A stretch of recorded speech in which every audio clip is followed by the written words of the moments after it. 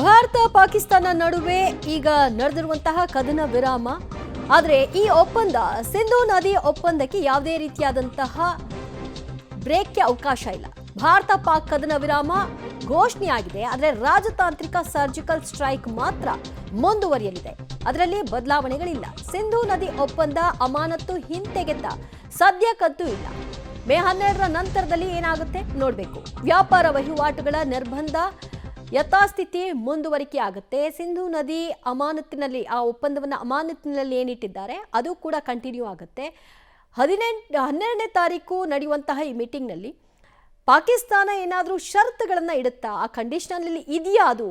Okay, ಇನ್ನಷ್ಟು updates ಕೊಡ್ತಾರೆ ನಮ್ಮ ಪ್ರತಿನಿಧಿ ರವೀಶ್. ಈಗಿರ್ತಕ್ಕಂಥ ರಾಜತಾಂತ್ರಿಕ ಷರತ್ತುಗಳೇನಿದೆ ಅದೆಲ್ಲವೂ ಕೂಡ ಯಥಾವತ್ತು ಮುಂದುವರಿಸುತ್ತಾ ಮೇ 12ರ ನಂತರದಲ್ಲೂ ಕೂಡ ಇದು ಹೀಗೆ ಕಂಟಿನ್ಯೂ ಆಗೋ ಸಾಧ್ಯತೆ ಇದೆಯಾ?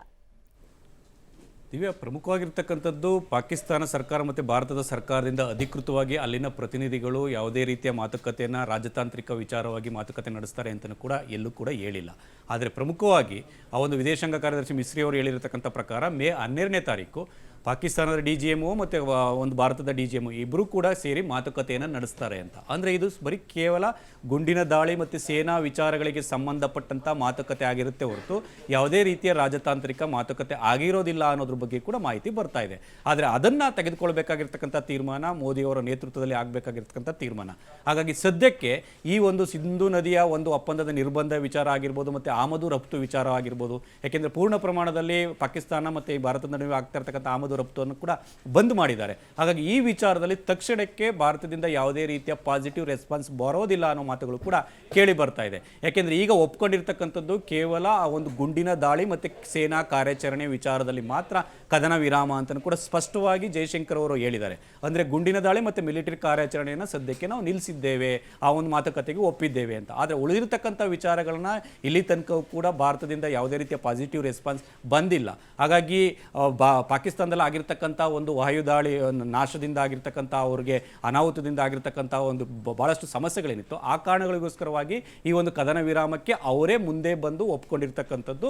ಜೊತೆಗೆ ಅವರ ಇವತ್ತು ಬೆಳಿಗ್ಗೆ ಅವರ DGMO ಕೂಡ ಒಂದು ರೀತಿಯಲ್ಲಿ ಕರೆ ಮಾಡಿ ಒಂದು ರೀತಿಯಲ್ಲಿ ನಾವು ಅದಕ್ಕೆ ಕದನ ವಿರಾಮ ಘೋಷಣೆ ಮಾಡ್ತಾ ಇದ್ದೇವೆ, ನೀವು ಕೂಡ ಒಪ್ಕೋಬೇಕು ಅಂತ ಕೂಡ ಅವ್ರ ಕಡೆಯಿಂದನೇ ಕೂಡ ಅಪ್ರೋಚ್ ಬಂದಿದೆ ಅಂತ ಕೂಡ ಮಿಸ್ರಿ ಹೇಳಿರ್ತಕ್ಕಂಥದ್ದು. ಹಾಗಾಗಿ ರಾಜತಾಂತ್ರಿಕ ವಿಚಾರದಲ್ಲಿ ಇನ್ನಷ್ಟು ದಿನ ಒಂದು ರೀತಿಯಲ್ಲಿ ನಿರ್ಬಂಧ ಮುಂದುವರಿಸುವಂತಹ ಸಾಧ್ಯತೆ ಕೂಡ ಜಾಸ್ತಿ ಇದೆ. ಹಾಗಾಗಿ ಪಾಕಿಸ್ತಾನ ಮತ್ತೆ ಅಮೆರಿಕದ ಮುಂದೆ ಈ ಒಂದು ವಿಚಾರದಲ್ಲಿ ಅಂಗಲಾಚುತ್ತಾ ಏನನ್ನು ಕೂಡ ಕಾದು ನೋಡಬೇಕಾಗುತ್ತೆ. ಖಂಡಿತವಾಗಿ ಕೂಡ ಈಗಿನ ಪರಿಸ್ಥಿತಿಯಲ್ಲಿ ಪಾಕಿಸ್ತಾನ ಒಂದು ರೀತಿಯಲ್ಲಿ ಆರ್ಥಿಕವಾಗಿ ಕೂಡ ತತ್ತರಿಸಿ ಹೋಗಿದೆ. ಇಂತಹ ಸಂದರ್ಭದಲ್ಲಿ ಇದನ್ನು ಕೂಡ ರಾಜತಾಂತ್ರಿಕ ಸರ್ಜಿಕಲ್ ಸ್ಟ್ರೈಕ್ ಏನಿದೆ ಅದನ್ನು ಕೂಡ ಸಡಿಲಗೊಳಿಸಬೇಕು ಅಂತ ಕೂಡ ಅಂತಾರಾಷ್ಟ್ರೀಯ ಮಟ್ಟದಲ್ಲಿ ಪಾಕಿಸ್ತಾನ ಮನವಿ ಮಾಡಿಕೊಳ್ಳುವಂಥ ಚಾನ್ಸಸ್ ಕೂಡ ಜಾಸ್ತಿ ಇರುತ್ತೆ. ಆದರೆ ತಕ್ಷಣಕ್ಕೆ ಮಾತ್ರ ಭಾರತದಿಂದ ಇದರ ಬಗ್ಗೆ ಯಾವುದೇ ರೀತಿಯ ಪಾಸಿಟಿವ್ ರೆಸ್ಪಾನ್ಸ್ ಹೋಗೋದಿಲ್ಲ ಪಾಕಿಸ್ತಾನಕ್ಕೆ ಅಂತ ಕೂಡ ಹೇಳಲಾಗ್ತಾ ಇದೆ. ದಿವ್ಯಾ.